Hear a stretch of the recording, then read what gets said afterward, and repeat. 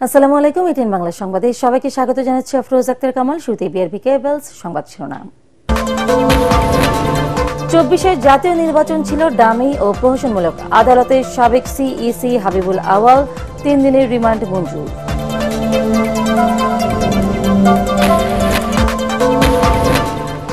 তত্ত্বাবধায়ক সরকার ব্যবস্থা ফিরলে স্বৈরাচার উত্থানের পথ বন্ধ হবে, মন্তব্য সালাউদ্দিন আহমেদের। তফসিল ঘোষণার পর শরিক দলের সাথে আসন বণ্টনের আলোচনা। সাংবাদিকদের জামিন দেওয়ার বিষয়ে আদালত হস্তক্ষেপ করে না আইন মন্ত্রণালয়, জানালেন আসিফ নজরুল। প্রভাবশালীদের চাপে গণমাধ্যমের নিরপেক্ষতা হারানোর অভিযোগ। চীন ও পাকিস্তানের সাথে ত্রিপক্ষীয় জোট করছে না বাংলাদেশ। ব্রিফিংয়ে পররাষ্ট্র উপদেষ্টা। দিল্লির সাথে আলোচনায় বসতে আগ্রহী ঢাকা।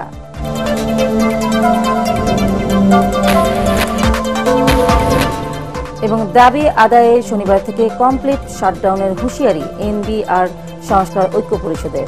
আলোচনার মাধ্যমে সমস্যার সমাধানের তাগিদ অর্থ উপদেষ্টা। শুনছিলেন বিআরবি কেবলস সংবাদ শিরোনাম। এবার বিস্তারিত। প্রহসনী নির্বাচন ও রাষ্ট্রদ্রোহের অভিযোগের মামলায় সাবেক প্রধান নির্বাচন কমিশনার কাজী হাবিবুল আওয়ালকে 3 দিনের রিমান্ডে নিয়েছে পুলিশ। আত্মপক্ষ সমর্থন করে দেওয়া বক্তব্যে তিনি স্বীকার করেন সর্বশেষ জাতীয় নির্বাচন ছিল প্রহসনমূলক। তবে এজন্য তিনি দোষারোপ করেছেন রাজনৈতিক নেতৃত্ব ও তৎকালীন সরকারকে। সাবেক সিইসি আদালতে আরও জানান, দলীয় সরকারের অধীনে অনুষ্ঠিত সব নির্বাচনই ছিল বিতর্কিত। মনির হোসেন তপু রিপোর্ট। ডামি নির্বাচন পরিচালনাকারী সাবেক প্রধান নির্বাচন কমিশনার কাজী হাবিবুল আওয়ালকে বেলা 12:30টার দিকে কঠোর নিরাপত্তার মধ্য দিয়ে সিএমএম আদালতে আনা হয়। কিছু সময় হাজতখানায় রাখার পর পুলিশ পাহারায় তাকে তোলা হয় এজলাসে।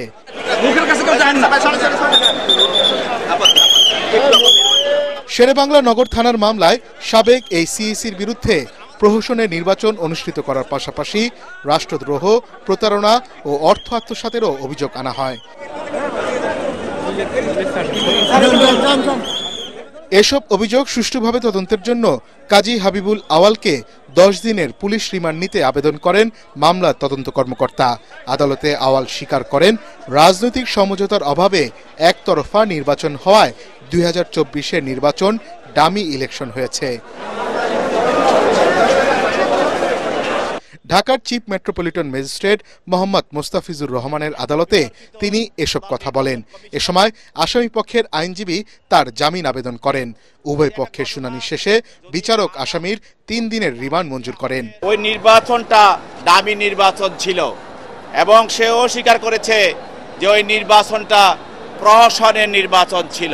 ওনাকে বলা হয়েছিল আপনি পদত্যাগ করেন নাই কেন, তাহলে সেটার উপরে উনি কোনো ফলপ্রসূ বক্তব্য দিতে পারেন নাই এবং শুধুমাত্র উনি অন্যের উপরে দোষ দিয়ে নিজকে জাস্টিফাই করার চেষ্টা করছেন কার্যকর্মকে।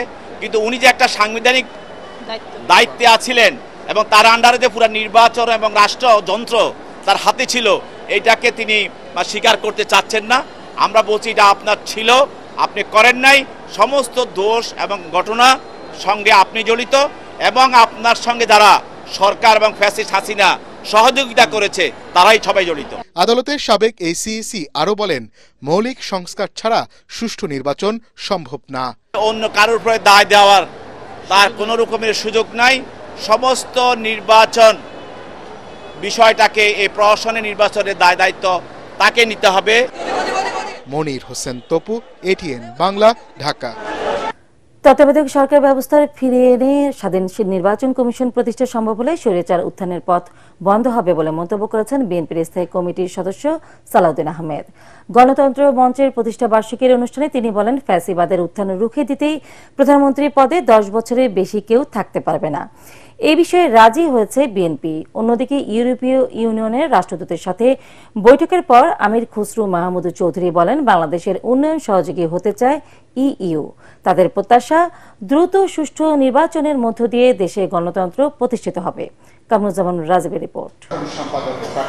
ফ্যাসিবাদ বিরোধী যুগপৎ আন্দোলনের অন্যতম শরিক গণতন্ত্র মঞ্চের 13তম প্রতিষ্ঠা বার্ষিকীর আলোচনা সভায় যোগ দেন বিএনপির স্থায়ী কমিটির সদস্য সালাউদ্দিন আহমদ। এতে নির্বাচন ও সংস্কার প্রসঙ্গে তিনি বলেন, শক্তিশালী গণতান্ত্রিক কাঠামো তৈরি করতে হলে নির্বাহী বিভাগকে দুর্বল করা যাবে না, প্রতিটি সাংবিধানিক প্রতিষ্ঠানকে শক্তিশালী ভিত্তি দিতে হবে। ফ্যাসিবাদের উত্থান ঠেকাতে বিচার বিভাগ ও গণমাধ্যমের স্বাধীনতা এবং তত্ত্বাবধায়ক সরকার ব্যবস্থা প্রতিষ্ঠা করতে হবে। কেয়ারটেকার সরকার ব্যবস্থার মধ্য দিয়ে যদি সত্যিকার স্বাধীন নির্বাচন কমিশন নির্বাচন পরিচালনা করতে পারে, এখানে কিন্তু স্বৈরাচারের উৎপত্তিটা বন্ধ হয়ে যায়। শুধুমাত্র নির্বাহী বিভাগকে দুর্বল করার মধ্য দিয়ে কিন্তু রাষ্ট্রে একটি গণতান্ত্রিক কাঠামো শক্তিশালী দাঁড় করানো যাবে না। আমরা সেই সংস্কার চাই যে সংস্কারের মধ্যে কোনো বিভাগের অধিকার খর্ব হবে না। আমরা সেই সংস্কার চাই যেই সংস্কারের মধ্য দিয়ে রাষ্ট্রে একটি শক্তিশালী গণতান্ত্রিক রাষ্ট্র কাঠামো নির্মিত হবে। অন্যদিকে দলীয় চেয়ারপারসনের গুলশান কার্যালয়ে ইউরোপীয় ইউনিয়নের রাষ্ট্রদূত মাইকেল মিলারের সাথে বৈঠক করেন আরেক স্থায়ী কমিটির সদস্য আমির খসরু মাহমুদ চৌধুরী। বৈঠক শেষে সংবাদ সম্মেলনে তিনি জানান, ইউরোপীয় ইউনিয়ন বাংলাদেশের উন্নয়নে সহযোগিতা করতে চায়, তবে সেজন্য তারা দ্রুত নির্বাচিত সরকার চায়। দ্রুত নির্বাচনের দিকে গিয়ে আমাদের গণতান্ত্রিক প্রক্রিয়ায় অর্ডারের দেশটা ফিরে যাবে, কারণ তারাও তো সবাই অপেক্ষা করছে, অনেক কিছু অপেক্ষা করছে একটি নির্বাচিত সরকারের উপর তাদের কর্মকাণ্ড আগামী দিনে কি হবে। বাংলাদেশের আগামী দিনের উন্নয়নের সাথে তারা সহযোগী হতে চায়, অনুদান, ঋণ এর বাইরেও তারা অন্যভাবে অর্থায়নের চিন্তা করছে। তিনি জানান, বৈঠকে ফেব্রুয়ারিতে নির্বাচনের বিষয়ে স্বস্তি প্রকাশ করেছে ইইউ। কামরুজ্জামান রাজীব, এটিএন বাংলা, ঢাকা। নির্বাচনী তফসিল ঘোষণার পরেই সমমনা দলগুলোর সাথে আসন ভাগাভাগি নিয়ে আলোচনা করা হবে বলে জানিয়েছেন বিএনপির স্থায়ী কমিটির সদস্য আমির খসরু মাহমুদ চৌধুরী। চেয়ারপারসনের গুলশান কার্যালয়ে বিএনপির সাথে লিয়াজো কমিটির আলোচনা শেষে তিনি এই কথা বলেন। বৈঠকে 31 দফা বাস্তবায়ন, নির্বাচনের আগে করণীয় সহ বিভিন্ন বিষয়ে আলোচনা হয়েছে বলে জানান আমির খসরু মাহমুদ চৌধুরী। এ সময় গণ অধিকার পরিষদের সাধারণ সম্পাদক রাশেদ খান বলেন, রাষ্ট্র সংস্কার ও গণহত্যাকারীদের বিচারের আওতায় আনতে সরকারকে সহায়তা করা নিয়ে আলোচনা হয়েছে বৈঠকে।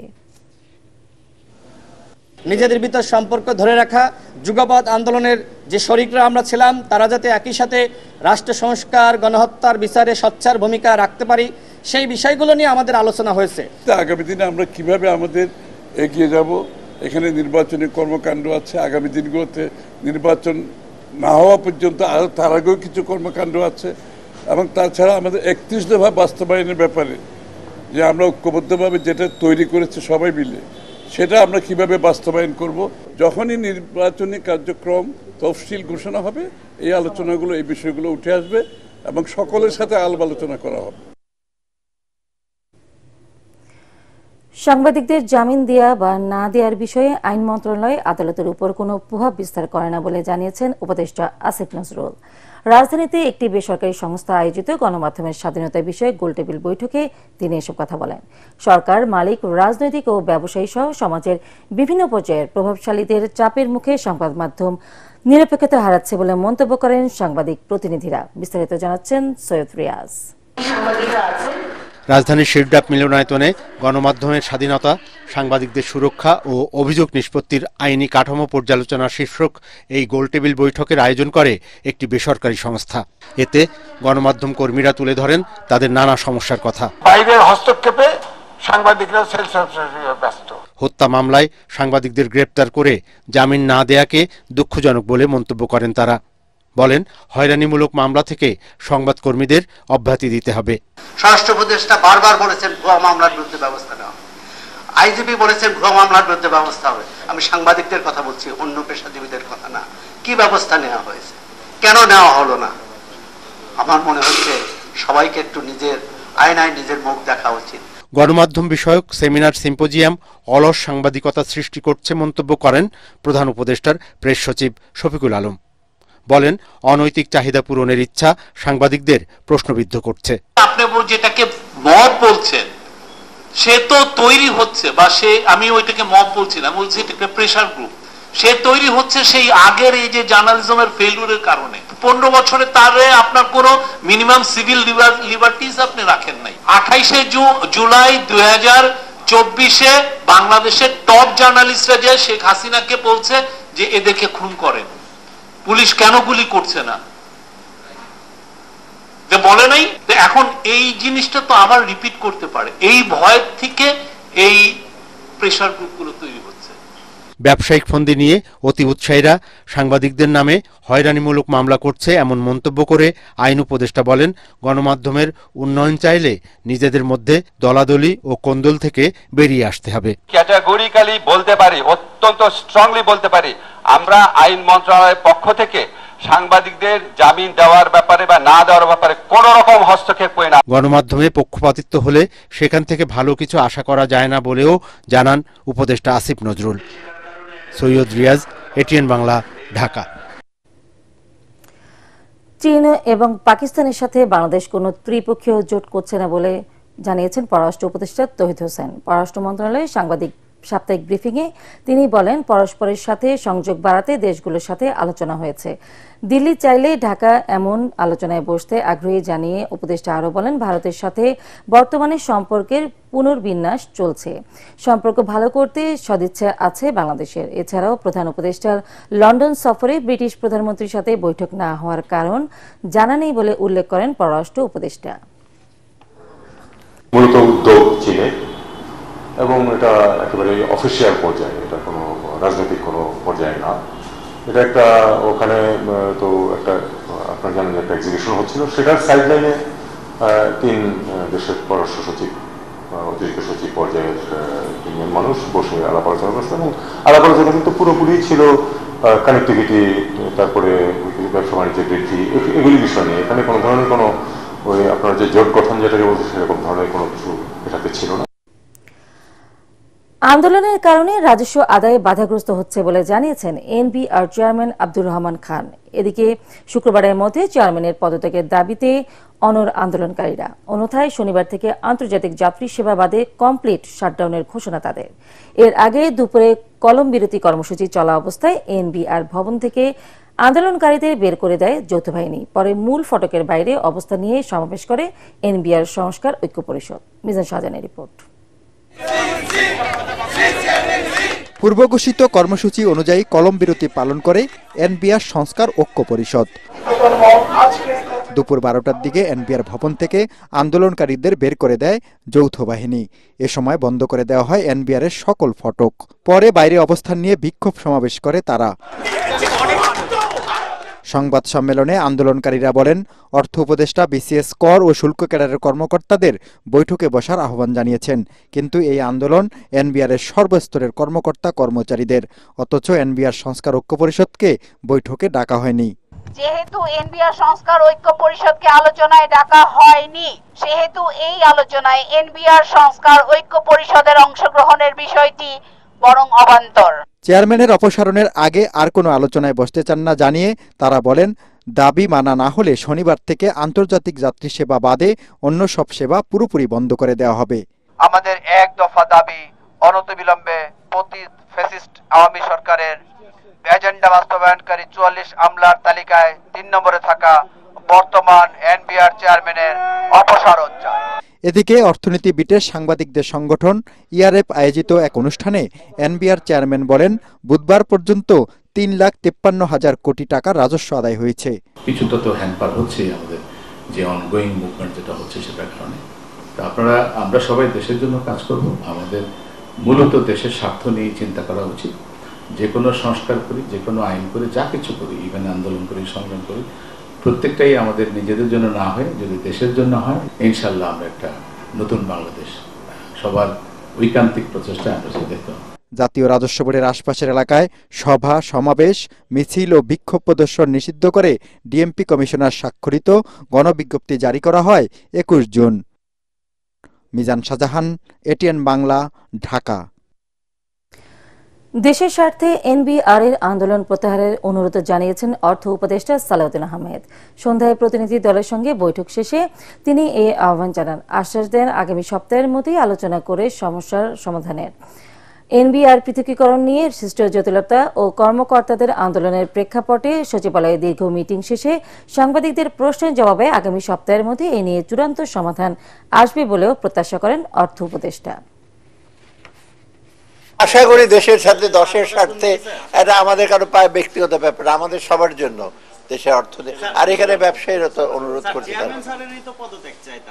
ওইগুলো নিয়ে আলাপ হয় না। আমি বলছি আগে ওরাও রাজি হয়েছে, ওদের যেগুলি সমস্যাগুলো আছে আপনারা কিছুদিনের মধ্যে দেখবেন আমার সমাধান পুরোটাই করবে। দুদকের ক্লিয়ারেন্স পেতে 1 লাখ টাকা ঘুষ দিতে হবে হাসনাত আব্দুল্লাহর ফেসবুকে পোস্ট করা এমন অভিযোগের অনুসন্ধান শুরু করেছে দুদক। কমিশনের কেউ জড়িত থাকলে কঠোর ব্যবস্থা নেওয়ার কথা জানান সংস্থাটির মুখপাত্র আক্তার হোসেন।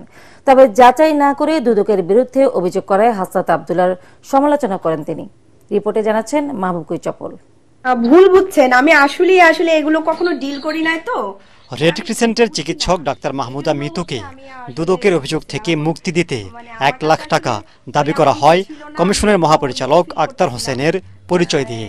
এখান থেকে বের করে দেওয়া যায়, কোনো সমস্যা হবে না, এটা নিয়ে কমিশনে আলাপ হওয়ার পরে কমিশন থেকে বলা ছেড়ে দাও, তখন ওটা ছেড়ে দাও আনিয়েছে সবাই আপনার কাছে একটা জিনিস আবদার করতে পারে, এরকম একটা ব্যাপার। এত বড় অ্যামাউন্টের কথা বলছেন, ওই অ্যামাউন্ট দেওয়া আমার পক্ষে সম্ভব না, আপনি একটু বলেন। এখানের থেকে এটা সবচেয়ে জিরো লেভেল। এটা 1 লাখ টাকা আমার কাছে ভাই অনেক বড়। এটি ফেসবুকে শেয়ার করে দুদকের তীব্র সমালোচনা করেন এনসিপি নেতা হাসনাত আব্দুল্লাহ। তবে আক্তার হোসেন দাবি করেন দুদক থেকে নয়, প্রতারক চক্র ওই নারী চিকিৎসককে ফোন করেছিল। খোলাসা করতে চাই, বাংলাদেশ রেড ক্রিসেন্ট সোসাইটিতে আমাদের একটি এনফোর্সমেন্ট অভিযান পরিচালনা করা হয়েছিল। যিনি এখানে অভিযোগ করেছেন তিনি মনে করছিলেন যে এনফোর্সমেন্ট অভিযানে তার নাম এসেছে। যিনি অভিযোগকারী ছিলেন তার নাম্বারে যোগাযোগ করেছে যে প্রতারক, এই প্রতারকের নাম্বার থেকে আরো 4টা, এর আগে আরো 4টা ঘটনা এই ধরনের ঘটেছে এবং তারা এই সংশ্লিষ্ট থানায় জিডি করেছে। দুদকের ভেতরের তথ্য কিভাবে প্রতারকদের কাছে যাচ্ছে এমন প্রশ্নের জবাব দেন কমিশনের মহাপরিচালক। আমরা মনে করি আমাদের ইউনিট থেকে কোনো পর্যায়ে কোনো ইউনিট থেকে কোনো তথ্য কাউকে পরিবেশন করে, আপনারা জানেন যে যারা প্রতারণা করে এরা অত্যন্ত স্মার্ট। তিনি জানান ঘটনাটির অনুসন্ধান শুরু করেছে দুদক। ফেসবুকে কমিশনের সমালোচনা করে হাসনাত আব্দুল্লাহ ভুল করেছেন বলেও মনে করেন তিনি। জনাব হাসনাত আব্দুল্লাহ গণমাধ্যমে বা ওনার সোশ্যাল মাধ্যমে ব্যবহার করে তুলে এনেছেন যে বিষয়টি, এই বিষয়ের উপরে আমরা অনুসন্ধানও করছি, অনুসন্ধানের সিদ্ধান্ত গৃহীত হয়েছে। এই প্রক্রিয়ার সাথে যদি দুদকের কোনো পর্যায়ের কোনো কর্মকর্তার কোনো ধরনের সংশ্লিষ্টতা পাওয়া যায় তাদেরকেও আইন আমলে আনা হবে। আমার মনে হয় তিনি যখন প্রকৃত ঘটনা জানতে পারবেন কি ঘটেছে, তারপরে তিনি নিশ্চয়ই বুঝতে পারবেন যে তিনি ভুল করেছেন। দুদক থেকে কাউকে ফোনে ডাকা কিংবা নোটিশ দেওয়া হয় না জানিয়ে কেউ এটি করলে কমিশনকে জানানোর পরামর্শ দেন সংস্থাটির মুখপাত্র। মাহবুব কবির চপল, এটিএন বাংলা, ঢাকা। রাষ্ট্র সংস্কারের আগে নির্বাচন চায় না ইসলামী আন্দোলন বাংলাদেশ। দলের মহাসচিব অধ্যক্ষ হাফেজ মাওলানা ইউনুস আহমেদ বলেন, জাতীয় নির্বাচন যে সময়ে আয়োজন করা হোক না কেন তার আগে প্রয়োজনীয় রাষ্ট্র সংস্কার করতে হবে। রাজধানীর পুরানো পল্টনে দলীয় কার্যালয়ে আয়োজিত সংবাদ সম্মেলনে তিনি এসব কথা বলেন। শনিবার ইসলামী আন্দোলনের মহাসমাবেশকে ঘিরে একটি গোষ্ঠী ষড়যন্ত্র করছে বলে অভিযোগ করেন মহাসচিব। বলেন, দেশের বিভিন্ন স্থানে তাদের পোস্টার ও ব্যানার ছিঁড়ে ফেলা হচ্ছে। রাষ্ট্র সংস্কার, সংখ্যানুপাতিক নির্বাচন ও গণহত্যার বিচারের দাবিতে আয়োজিত এই মহাসমাবেশে বিভিন্ন রাজনৈতিক দলের প্রতিনিধি ও ইসলামিক স্কলাররা অংশ নেবেন বলেও সংবাদ সম্মেলনে জানানো হয়। বড় দাবি হলো রাষ্ট্র সংস্কার। আমরা বলেছি নির্বাচন যেদিনই হোক তার আগে প্রয়োজনীয় রাষ্ট্র সংস্কার হতে হবে। প্রয়োজনীয় সংস্কার শেষেই একটা সুষ্ঠু, নিরপেক্ষ, ক্রেডিবল একটা নির্বাচন হতে হবে। তার আগে আমরা যেন তেন কোনো নির্বাচন চাই না। 2-1 মাস এদিক সেদিক হলেও যাতে নির্বাচনটা সঠিক হয়, নির্বাচনটা মিনিংফুল হয় এবং এই নির্বাচনের উপর ভিত্তি করে একটা জনগণের জন্য, দেশের কল্যাণের জন্য একটা সরকার প্রতিষ্ঠিত হতে পারে। এবার আন্তর্জাতিক সংবাদ।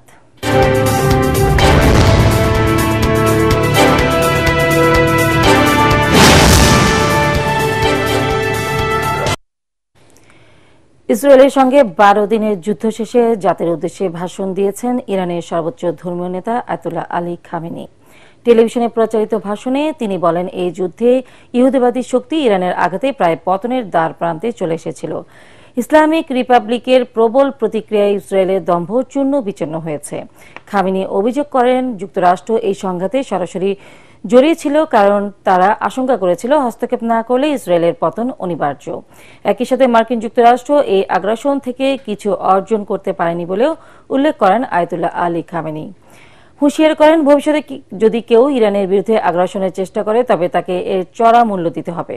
এই ভাষণে তিনি ইসরায়েলের বিরুদ্ধে ঐক্যবদ্ধ থাকার জন্য জাতির প্রতি কৃতজ্ঞতা প্রকাশ ও অভিনন্দন জানান। এবার খেলার খবর।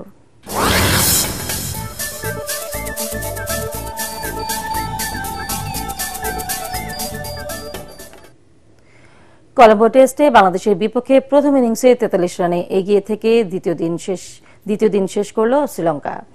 গোলের পর কলম্বোতে সেঞ্চুরিও করলেন পাথুম নিশাঙ্কা। চান্দিমাল সাজঘরে ফেরেন 93 রানে, তাতে 2 উইকেটে লঙ্কানদের সংগ্রহ 290 রান।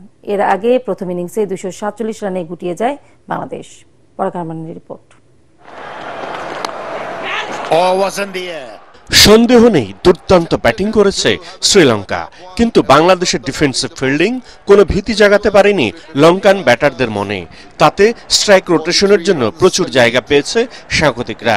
ক্যাচিং ভিত্তি তৈরি করতে না পারায় রান বেড়েছে তরতরিয়ে। যে উইকেটে রান করতে যুদ্ধ করেছেন শান্ত মুশফিক লিটনরা, সেই পিচেই রানের ফুলঝুরি ছুটিয়েছেন লঙ্কানরা। বাংলাদেশকে অল আউট করে ব্যাটিং এ নেমেই রানের গতি বাড়ায় শ্রীলঙ্কা। কোনো সুযোগই দেননি তারা টাইগার বোলারদের।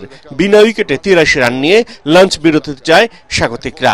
হতাশার এক সেশন কাটে বাংলাদেশের। বিরতি শেষে লাহিরু উদারাকে লেগ বিফোরের ফাঁদে ফেলেন তাইজুল ইসলাম। দিনের দ্বিতীয় সেশনে সাফল্য বলতে এটুকুই। তৃতীয় সেশনের শুরুতেই সেঞ্চুরি পেয়ে যান পাথুম নিশাঙ্কা। 167 বলে 12 চারে ক্যারিয়ারের চতুর্থ সেঞ্চুরি করেন তিনি। গল টেস্টের পর কলম্বোতেও 3 অঙ্কের ম্যাজিক ফিগার ছুঁয়ে ফেলেন নিশাঙ্কা। এরই মধ্যে বাংলাদেশের 247 রানকেও টপকে যায় শ্রীলঙ্কা।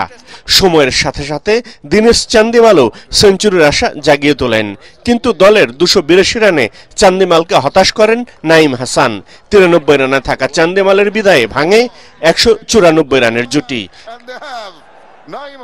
বাকি সময়ে আর কোনো সুযোগ পায়নি বাংলাদেশি বোলাররা। পাথুম নিশাঙ্কা 146 এবং প্রভাত জয়সূরিয়া 5 রান নিয়ে তৃতীয় দিন ব্যাট করতে নামবেন। এর আগে 8 উইকেটে 220 রানে টেস্টের দ্বিতীয় দিনে ব্যাটিং করতে নেমে মাত্র 45 বল স্থায়ী ছিল বাংলাদেশের ইনিংস। তাতে 27 রান যোগ করে 247 রানে গুটিয়ে যায় টাইগারদের প্রথম ইনিংস। পরাগারমান, এটিএন বাংলা। শেষ করার আগে বিআরবি কেবলস সংবাদ শিরোনাম আরো একবার। 24-এর জাতীয় নির্বাচন ছিল ডামি ও প্রহসনমূলক। আদালতের সাবেক সিইসি হাবিবুল আওয়াল 3 দিনের রিমান্ড মঞ্জুর।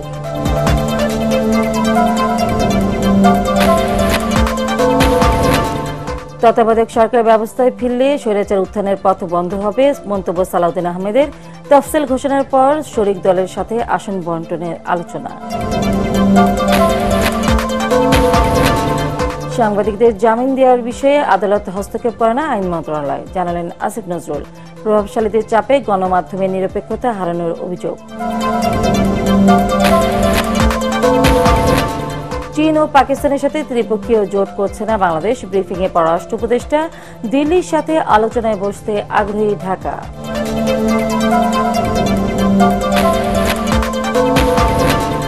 এবং দাবি আদায়ে শনিবার থেকে কমপ্লিট শাটডাউনের হুঁশিয়ারি এনবিআর সংস্কার ঐক্য পরিষদের। আলোচনার মাধ্যমে সমস্যার সমাধানের তাগিদ অর্থ উপদেষ্টা। পরবর্তী সংবাদ দেখার আমন্ত্রণ জানিয়ে এখনকার মতো শেষ করছি। এটিএন বাংলা সংবাদ ইউটিউবে দেখতে ব্রাউজ করুন YouTube/এটিএন বাংলা নিউজ। ধন্যবাদ।